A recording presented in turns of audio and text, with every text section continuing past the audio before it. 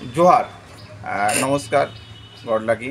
আপনারা জানেন United Forum of All Adivasi of West Bengal, যা 50টি আদিবাসী সামাজিক সংগঠনে নিয়ে মিলিত ফোরাম, যে সংগঠনের পক্ষ থেকে আমাদের রাজ্য জুড়ে যে আদিবাসী নারীদের ওপর নির্মম অত্যাচার, ধর্ষণ, খুন সংঘটিত হয়ে চলেছে।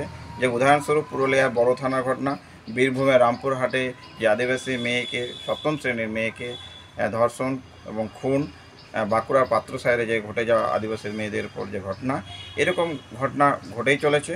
আর এর সঙ্গে সঙ্গে রাজ্য জুড়ে অবাধ পরিমাণ হাজারের উপরে হাজার হাজার ফেক এসটি সার্টিফিকেট প্রদান করা হয়েছে সরকারের পক্ষ থেকে। সাঁওতালি শিক্ষা বোর্ড, ভূমিজ ভাষা, কোরা ভাষা, উপজাতির ভাষা, মুন্ডা ভাষার স্বীকৃতি এবং সাংস্কৃতিক ডেভেলপমেন্ট বোর্ড গঠন, সাদী ভাষার ডেভেলপমেন্ট গঠন, কুরুক সাংস্কৃতিক ডেভেলপমেন্ট বোর্ড গঠন, যারা 2016 সালে যারা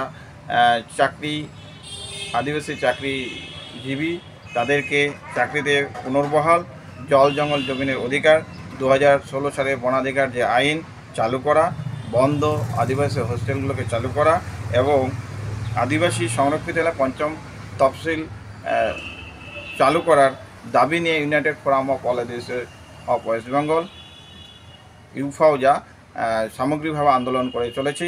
এই বিষয়গুলো কেন্দ্র করে রাজ্য সরকার মুখ্যমন্ত্রীর কাছে আমরা চিঠি পাঠিয়েছি আলোচনা এবং সমস্যা সমাধানের জন্য। 3 দিনে তাদের পক্ষ থেকে কোনোরকমভাবে এখন আলোচনা বা সমস্যা সমাধানের কোনোরকম পন্থা বা পথ গ্রহণ করা হয়নি। তার জন্য আমরা আগামীতে প্রতিটা আদিবাসী গ্রামের মধ্যে আমাদের এই সমস্যা এবং সমাধান করার জন্য আদিবাসী গ্রাম চলো অভিযানের ডাক দিয়েছি, যার উদ্দেশ্য আমাদের আগামী 12ই নভেম্বর সমগ্র পশ্চিমবঙ্গের আদিবাসী মানুষজনকে নিয়ে নবান্ন অভিযান সফল করব। যদি অন্যথায় সমস্যাগুলো সমাধান এবং আইনি ব্যবস্থা সঠিকভাবে ফলপ্রসূ হয়, তাহলে আমরা ইউফাওর পক্ষ থেকে রাজ্য সরকারকে ধন্যবাদ দেব, নচেত আমরা জোরদারভাবে নবান্ন অভিযান সফল করব। আমি মদন মুর্মু, ইউফাও ডিস্ট্রিক্ট কোঅর্ডিনেটর, তার সঙ্গে সঙ্গে ইউফাওয়ের যে নর্থ বেঙ্গল জোন কমিটি আছে তার জয়েন্ট কোঅর্ডিনেটর।